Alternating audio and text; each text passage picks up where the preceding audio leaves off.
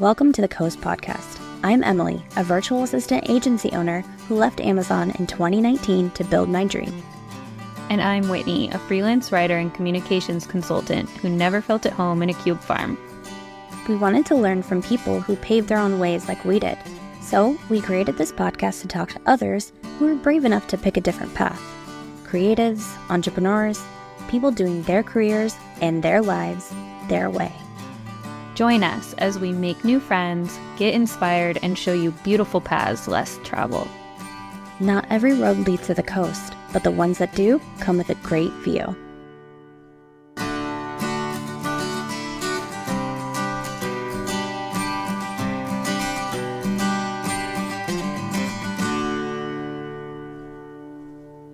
Hello, everyone, and welcome back to the Coast Podcast. My name's Emily Gibbon, and I own a virtual assistant agency in Linwood, Washington. Doing this episode solo because Whitney is doing something else today. So I have the immense pleasure of interviewing my dear friend, Mikkel Moore, who is the owner of Big Sis Bakery. Mikkel, thank you so much for being here today. Thank you so much for having me, Emily. So, let's talk about a little bit about our backstory. I think we've been friends for over 10 years now. So Mikkel is the cousin of my best friend in the whole world, Ashley. And so I have known Mikkel for over 10 years now. Ashley and Mikkel lived together when I was in my early 20s. I guess you would have been mid-20s by then. You're a couple years older than me. Yeah, I think I was about 26. Yeah. So yeah, 25. Yeah. We, grew up together in a sense. So I've been very close with their family.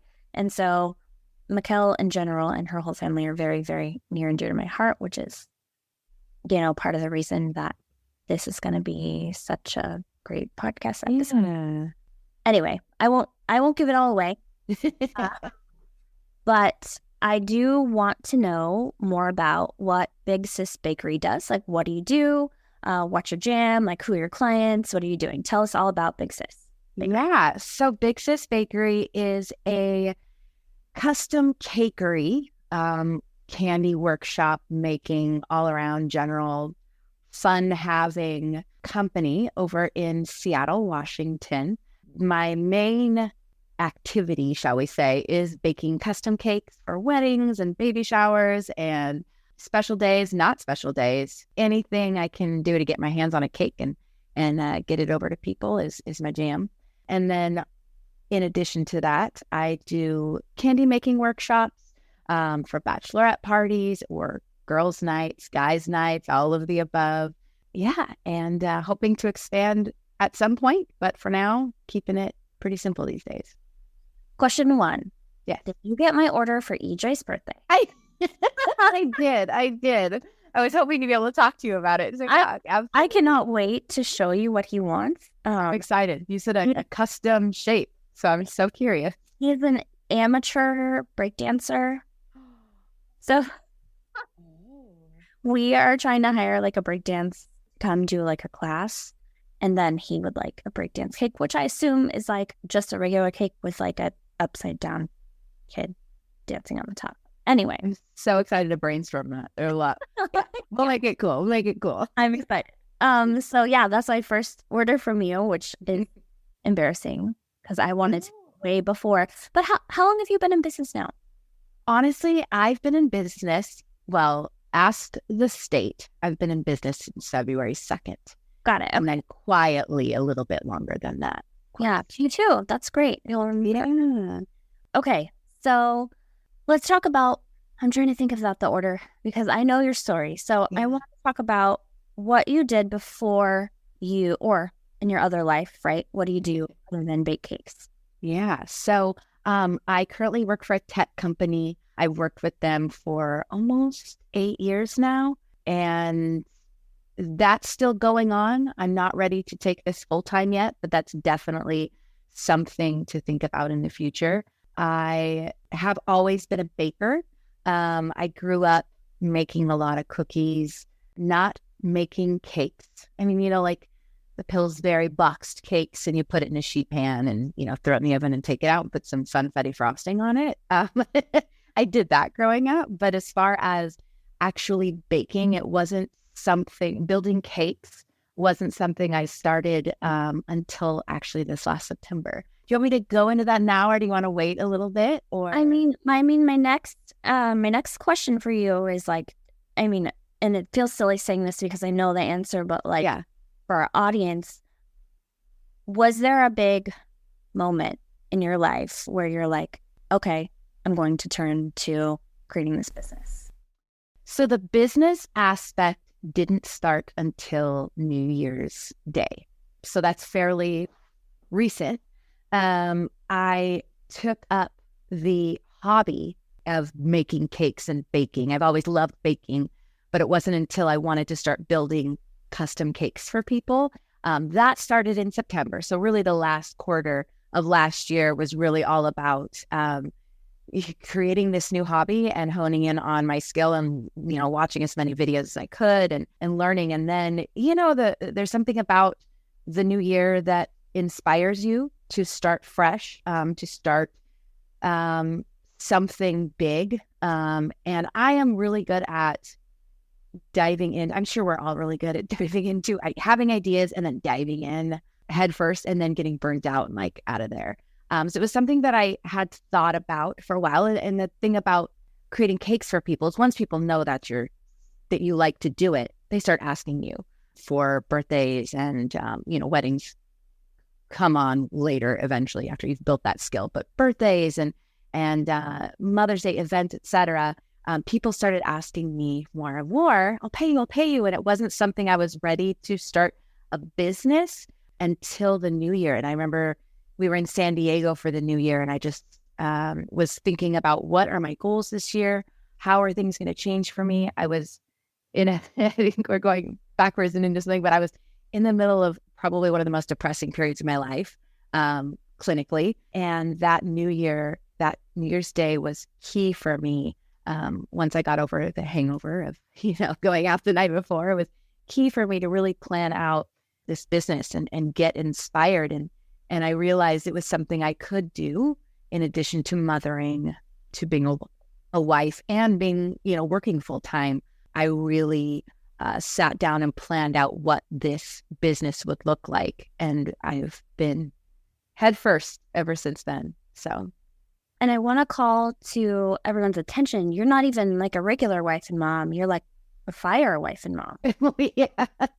I mean, you're laughing, but like, it's hard. The schedule, it's hard. What you've told me, I don't know about firsthand, but like is pretty insane.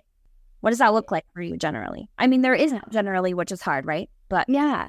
So a typical fire family, it's different for different departments. For our department, South King, it is 24 hours. Or Brian is gone for 24 hours. Well, that's his shift, I should say. So he's gone a little longer than that. Then he comes, so he leaves at 6 a.m, say Monday. Then he comes home probably 9 a.m. Tuesday. He goes back to work at 6 a.m. the following day, comes back home at about 9 a.m. the following day. So it's 24 hours on, 24 hours off, 24 hours on, and 5 days off. And then every 31 days, they have a debit shift where they do work an extra day. Now, our family dynamic is different because we live in the city, and living in the city is very expensive. Daycare is a mortgage payment in and of itself. And so we have the ability, thankfully, for him to work overtime shifts in order to pay for any extra things. Now, again, because daycare, as we all know, is so expensive, he needs to take an additional 2 overtime shifts. So that's an extra 2. And then on top of that is any trades he needs to take to make up for, family events or vacations where we're out of town. He needs to trade. So all in all, it ends up being, I am a solo parent for at least, we've calculated this, 17 days of the month. So yes, it is. That's a lot. Like it's so funny. People are like, I don't know how they do it. They're doing so great. And they're like, Help me. Yeah, it can be tricky. I mean, you really depend on your friends to, hey, I need to get to the park. I can't be in this house any longer. Yeah. You depend on your community of people around you.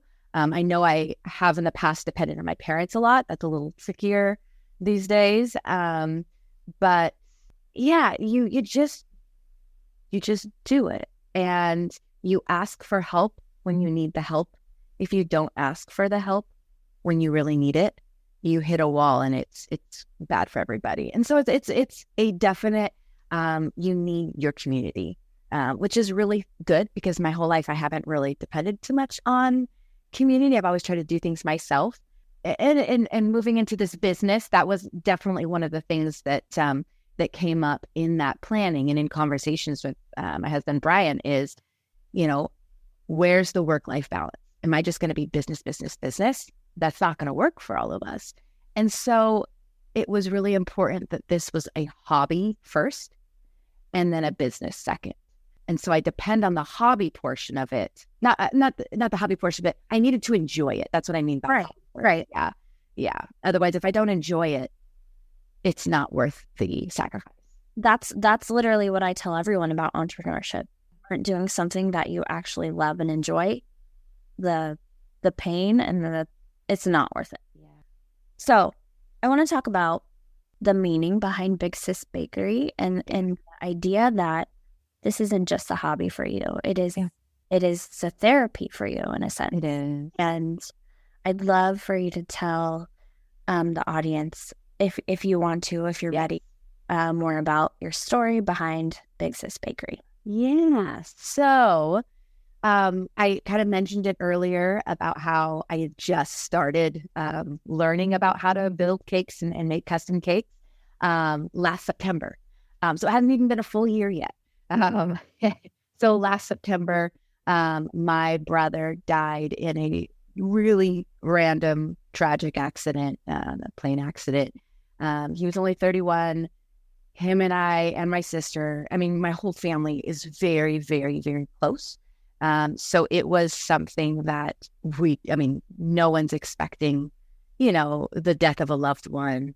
And the grief process that comes with that. He was the first person that's been really close to me that died.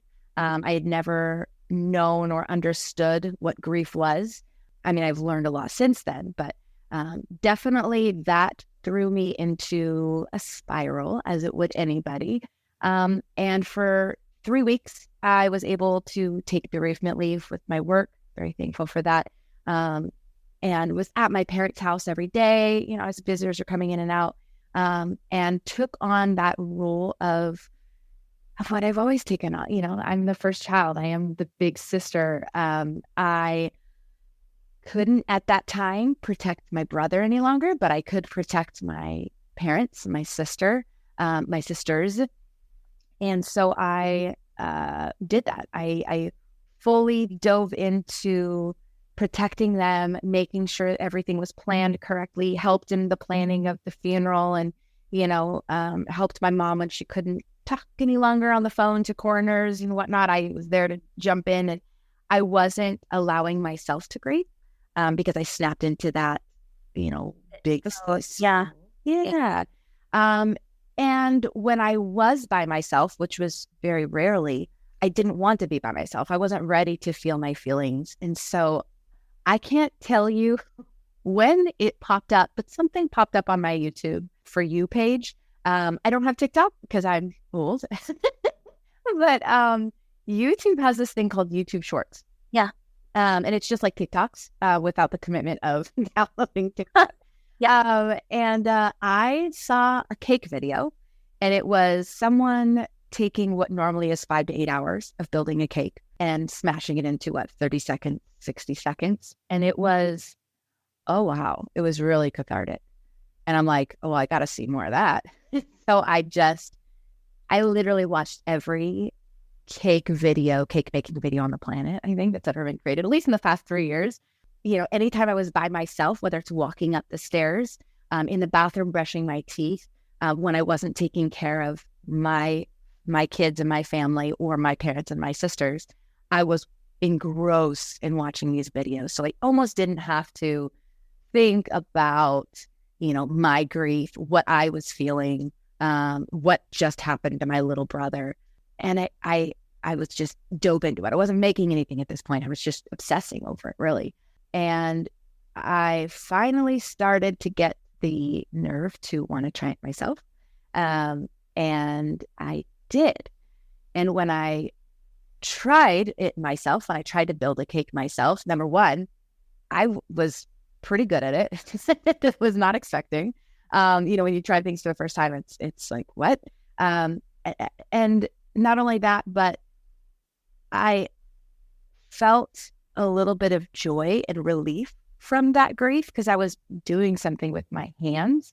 And I had to be by myself. In these moments, I was building something, but I was also thinking about, what had just happened. And it turned from a obsession of trying to run away from my grief into something that allowed me to think about it, but be working with my hands at the same time and almost not decompress, but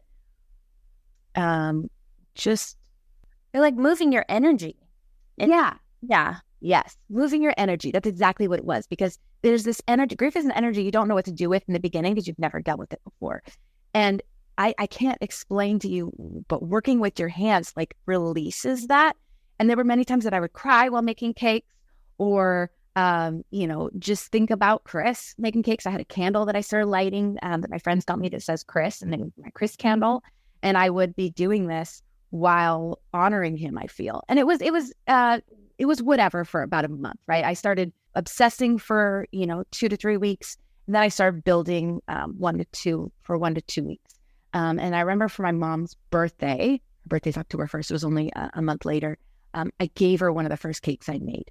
And it was a lemon cake with raspberry filling, a homemade raspberry compote, were her favorite flavors. And in that moment, I gave it to her. The look of surprise that I did it, that I made that, like, how did you made that? You didn't buy it. And then like the look of joy when she was eating it, and the thanks, and just that moment of happiness, seeing the moment of joy and happiness on her face in a month full of grief and loss and pain from losing her son, her only son. I knew at that point that this is something I wanted to give people. It was something that made me so happy. It was a relief from my grief while baking, and then almost an honor to my brother of like sharing this joy with people, giving people joy that, it is really a relief from whatever you're feeling, grief, stress, whatever. Sugar goes to your heart, not your stomach, is what I always say. So I've said that for years, by the way. So yeah, that's the long way of explaining how I got started and what started Big Sis Bakery. And then the name, obviously, because I am and always will be a big sis, no matter what. He's gone, I will still always be his big sis. And he's left me with a beautiful, kind-hearted, intelligent, loving sister-in-law.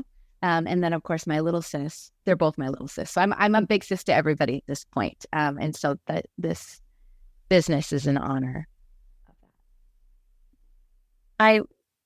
Thank you so much for sharing your story, Mikkel. It's so important for people to hear, and it's interesting because like I feel very close to your story. Yeah, because I knew Chris too. So yeah, and you were there for me, and I remember sitting in the backyard with you, and just like, and you were there for me in the most difficult place in my life, the most painful part of my life, and it's still painful. The grief is still there. And it's just something, that you learn to keep trucking along. Well, that's what you do. And you were there in the most painful part of my life too. When I was struggling with like postpartum PTSD or whatever the hell we called that experience. Yeah. You came over and held my baby while I peace. 2 hours. and taking a nap or whatever the hell I did. And I was not in my right mind either. And that's what we do for each other. Yeah. And you're somebody that's been in my life for 10 years and you will be forever. I mean, we were also in each other's weddings. Like huge life events. So I just thank you for sharing your story. And I want to take a moment to honor your beautiful brother. Thank you. Chris Jensen. Like, he was a wonderful person. He was. And it's interesting, his legacy continues to shine. Just this morning, I got on the phone with my mom and we were just talking and I quoted him. It was a funny quote that he said when he was little, and we always joked about it through the years. And it was like, he's still living and breathing through our words, through our actions. For, most of the people that are listening to this don't know him, but it's important for me to see he was the literally most funny. I've told him many times, you are the funniest person I know, but like wholesome funny, kind and loving to people. And the coolest thing about this business for me is not any money that comes from it. It's not, that I'm getting a relief from my grief. So that is great. It is showing up to a wedding and having a cake that I baked because of the pain I experienced. And it wouldn't, I wouldn't be showing up to that wedding without that pain, having experienced that pain. But the wedding that I give this cake to, the gender reveal party that just happened that I baked a cake for, the wedding that is tomorrow on a Wednesday that I'm baking a cake for. My brother is a part of all of these huge events in people's lives. And that is what makes me so happy, is I feel as though he's with me when I drop off a cake to someone I don't even know, to someone that I don't know, that it's their birthday. They just found me on Instagram and they don't know it, but my brother is with me giving this cake to them, and his memory and his legacy is becoming a small part of so many people's lives and they don't even know it. And that's my favorite part of this business. You have turned something so horrible into like just beautiful. And that's what we do as entrepreneurs. Like, I think so many entrepreneurs go through terrible experiences and it makes, in a sense, wake up, right? Yeah. It makes them, life is short. We have to do something meaningful and worthwhile and add beauty to the world and create and impact the world in what ways we can. So I think that your story is such a true testament to that. Yeah. And I hope this story, because it's one of many, but everyone's going to experience grief at some point, from death, from loss, from something, whether people don't understand it now. Unfortunately, it is a club we all will join at some point in our lives.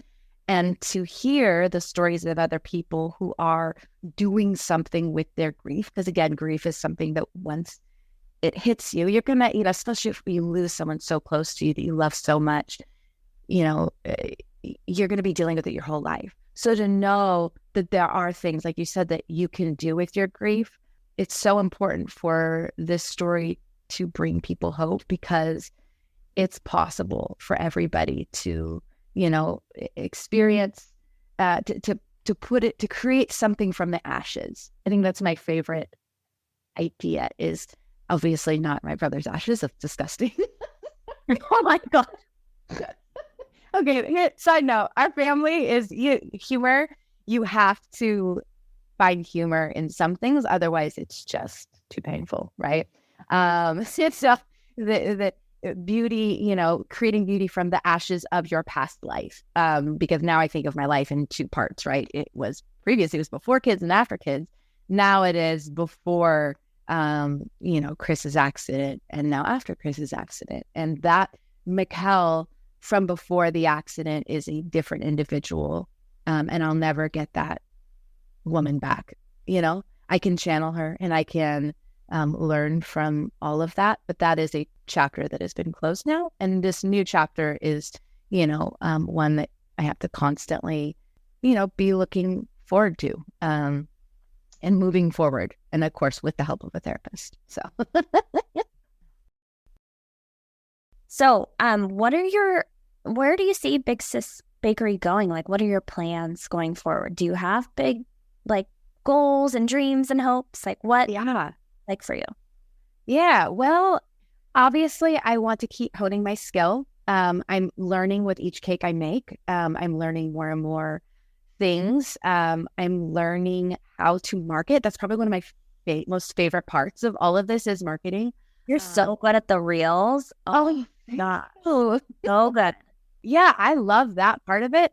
It is very time consuming. So in the future, after my kids are both in school full time and not, 1.5 and not knowing how to talk and then throwing fits and whatnot, when that is, when he's a little older, I really do hope to make this bigger, market more. I love being in the age of Instagram. Free marketing. I guess nothing is ever free because your time that you put into stuff is definitely costly, but it's fun at this point. So when things are fun, it's not for me when it's fun and enjoyable, it's not, I don't think so much as, okay, that was an hour of my time. Right. And so it's easier right now while things are ramping up.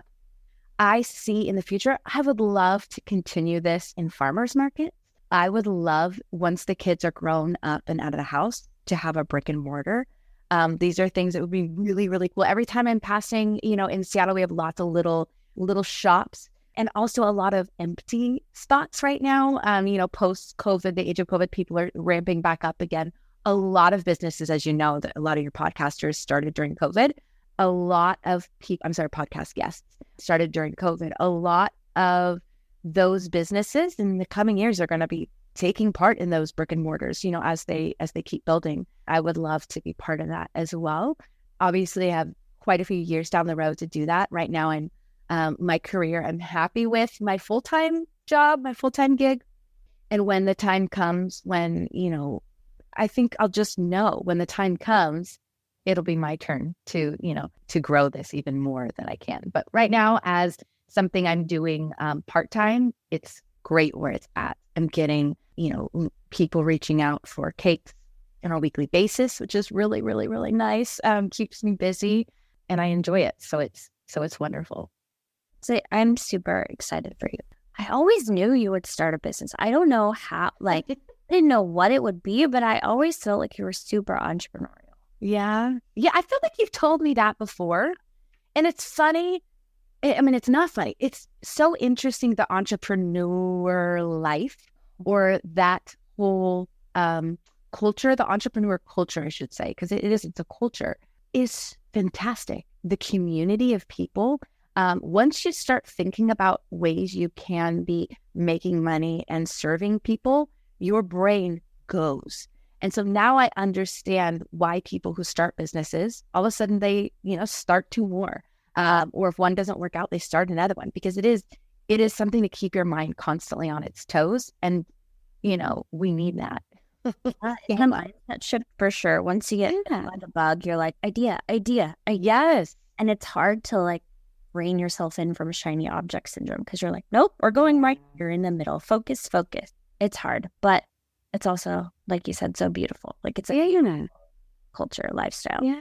And I'm excited. Yeah. I'm excited to be part of it. I'm also excited. I love the human mind. I love, again, listening to your podcasts who have started businesses during COVID. There are so many. And it's really cool to start your life out one way. This is what, these are my hobbies. This is what I love to do. This is what I'm good at. And then you hit 36, because that's how old I was when this came to me. You hit an age and you're like, I'm going to try something new. Yeah. And to think of all my friends and listeners and people I don't know who think we got it, this is what I'm going to do for the rest of my life. And then all of a sudden they try something, the hidden hobbies people have that they don't know yet because they haven't tried, is actually very inspiring. Again, in the face of death, grief, any kind of depression, to know that there's a hope in, you could try something tomorrow and love it, A, B, be really good at it, and C, make money off of it, like that is hope in the face of darkness. And that is something that we can all, count on, is no matter what hits us, there is hope out there. There's more for us. Well, there's always light. Right? Yeah. Yeah. Always. Find the light. Yeah. And it's so amazing. Like, you are like a perfect example of the audience that we want to reach, right? People in corporate thinking they're happy and like, wait, well, what about I do this? And yes. What about, trying it differently?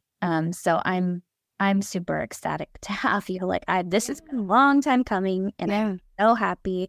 I mean, part of your journey is you've done a lot of different things too, and I think that helps as an entrepreneur. Like, that you weren't even a preschool teacher yet. What were you doing before you were a preschool teacher? Oh man, I was working at a dog daycare. Yeah. And I went to school for I was getting a master's degree. That's when I think when we met. Yeah, I was getting a master's degree to teach middle school and high school. Did a brief stint with that. Got a job as a preschool teacher, complete opposite direction. The funny thing is, before both of those, I was a pastor at a church. Wait, I didn't know that you were. I didn't know that. I didn't know you were a What? Listen, when I was little, I started my first baking business when I was 9. I wanted to make money doing what I loved. Flash forward, I was a teenager and loved the idea of marketing. I took marketing classes in high school. I'm so happy we had those, DECA and whatnot. Mm-hmm. Then I got to, it came time to applying for colleges. I wanted to be in business. And I applied to University of Washington, to a couple other schools as a business major. I got into University of Washington and Northwest University as a business major, went to Northwest, ended up changing my major to pastoral ministries. And then I changed that to biblical literature. So I basically have a degree, an undergraduate degree in ancient Mesopotamian history and literature, and then changed to teaching, and then went into corporate. I mean, it's changed across the board. I think that is what makes people good entrepreneurs, because you're pivoting all the time. You're learning so many different things. It's not like you're siloed into one. And that's what my path looks like too. Like, I have a degree, but I've changed majors like 4 times. I'm having a degree if I wanted one. I don't. I've had like jobs in so many different industries. I've made, but look at our network now. Like how huge our network is, because we've had so many industries, like because our community is huge, and I think it helps in entrepreneurship. So anyway, it's like a long roundabout thing. Never know.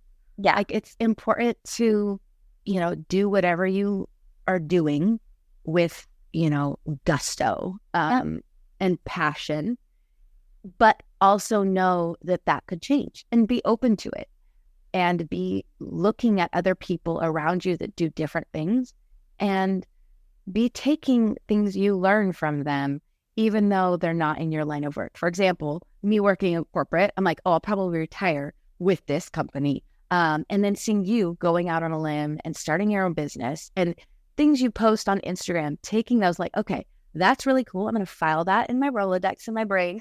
You just never know, And then when the time came to pull out that Rolodex and go through everything that I've learned from other people in the past, and to be able to incorporate, specific things here and there with my own business, is really important. Don't allow yourself to just be stuck, but rather be thinking of, hey, this could be a possibility. And also, you never know, what tomorrow may hold, whether that is, the loss of someone you love, whether that's the loss of income at any point, losing your home. I mean, I hate to think of these terrible things, but terrible things happen.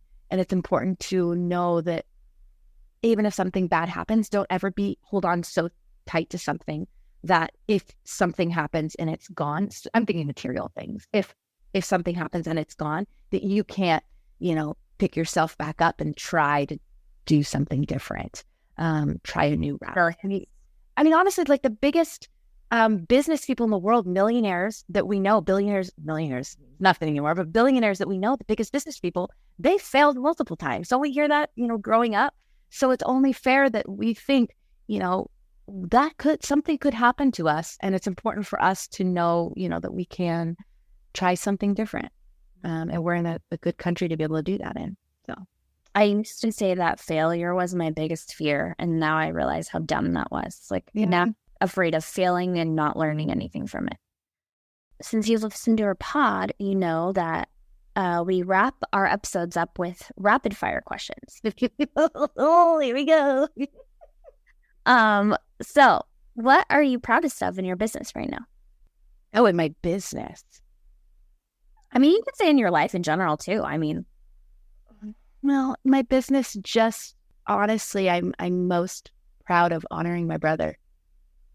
Being able to, like I said before, being able to, in a way, take him with me to these different things. I'm proud that I'm able to think about him every day when I'm making cakes for people or delivering them or thinking of ideas of, how to experiment with cakes. I'm proud that I'm able to honor him in that way. Me too. Yeah. Tell us about a book you read or a podcast you listened to that has changed the way you're thinking about your life or your business. I am reading a book right now, Stretch, by Scott Sonnenschein. I think that's you say his last name. He used to be in the corporate world. In fact, I believe he still is. But I heard about him and this book on Brene Brown's podcast. And it's all about, in a world where we're getting instant gratification from things, using your brain to stretch and create rather than just buying stuff, rather than just, getting things to just come to you. Using your brain to try out, to really stretch your mind. I need this book. I'm the worst instant gratification human. Unlocking the power of less things and whatnot to achieve more than you ever imagined. Yes. It's inspiring to create rather than buy. I love that. Okay, we will link that in the show notes. Awesome. This next one's a little bit morbid, but what would your last meal be? Oh man, it's so funny because it's super morbid. Considering the context. My last meal would be mashed potatoes with garlic and butter. So much butter. Lumps or no lumps? I'd be okay with lumps. Whoever wanted to make it be a surprise with each mouthful. And steak, cooked medium rare, with gorgonzola sauce on top. Nice glass of wine with a black cherry 365 soda water on the side. No vegetables. No vegetables. We don't have time. Maybe one broccoli, but it's my last meal. I don't need no vegetables. I have broccoli. Oh, yes. What is the best business purchase you've made in the last 6 months under $100? Oh, man, under $100. People do it all the time, so you don't really have to say $100, but we're edible glitter. Oh, my gosh. I could buy every color of the rainbow. You love glitter. Now imagine eating it, being able to eat it, put it on anything. Toast with butter, you put some edible glitter on it. You make a cake, put edible glitter. Does it come out glittery on the other end? Because I will consume so much of that. It's not even a joke. Knowing you, I could actually see you consuming so much that it would come out very glittery on the other end. Oh my God, Mikkel, let's make shittable glitter. Let's market it. There you go, right there. Our next business idea, shittable glitter. It's how to bag shittable glitter. I think it's a great idea. I love it. There's a market for it. Because you never know if you actually forget to flush, it won't be gross when they see it. It'll be glittery. We could implement some sort of scent element too. Yeah. This is a great idea. I love it. Nobody steal our idea. Don't do it. We'll come for you. Finally, what is lighting you up lately? The sun. Being outside. Obviously it's lighting me up. Wow, Mikkel. I love, being able to take walks in the morning now that it's sunny. I am in Seattle for our listeners who maybe aren't in the Pacific Northwest. It's rainy all the gosh darn time. I'm only saying gosh darn because we're public house, the word that we use for that. It's gray and rainy almost, 3/4 of the year. And now our sun is out. I can go for walks with my dog. I'm getting that vitamin D that my body needs so bad, having dealt with so much over the past year. In the evening, having dinners outside on our patio. I mean, this brings me so much joy. And it's all thanks to, the miraculous power of that giant orb of light in our sky. Gosh, you're so poetic. I love it so much. Try. I agree. I concur. Yeah, there you go. Hey. Didn't even name drop that earlier, so it's not Easter egg. Okay. Before we let you go, can you tell our audience where to find you and how to connect with you? Yes. I am on Instagram at Big Sis Bakery. Exactly spelled out just like that. You can find me for order requests at bigsisbakery.com. Pretty simple. And I am not opening up a TikTok. I am dragging my feet before I ever download TikTok. Those are the two places. I publish most of my work on Instagram. So please take a look. If you see something you like, let me know. And then if you want to order something, if you're in the greater Seattle area, at bigsisbakery.com, you can order there and see all that there is to offer. Also classes, workshops. We hold those if you have a bachelorette party and y'all don't want to go all the way to Vegas or Houston. Get your girls together, have a girls' night, whatever the case. And we make chocolates that you can break into with candy inside. And again, working with your hands is so important. Creating is so important, especially coming out of COVID, where we're all anxiety and depression and this and that. If you're, stressed out or whatever, in a quiet space, using your hands to create something is so healing for the soul. And I am definitely a proponent of that. So you can find me there. And the Coast will definitely be having a workshop with you. Yes. Sometime. We don't know. Please do. But we definitely will. So we will let everyone know when we're going to do that. Mikkel, thank you so much for being here today. I absolutely love you. And I think everybody else is absolutely going to love you too. I hope so. Thank you so much, Emily, for having me. Whitney, missed you, but hope to talk to you in the future. And thanks everyone for tuning in to this episode of The Coast. This is going to be a little less awkward because Whitney's not here, but bye. See ya. Love you. Bye.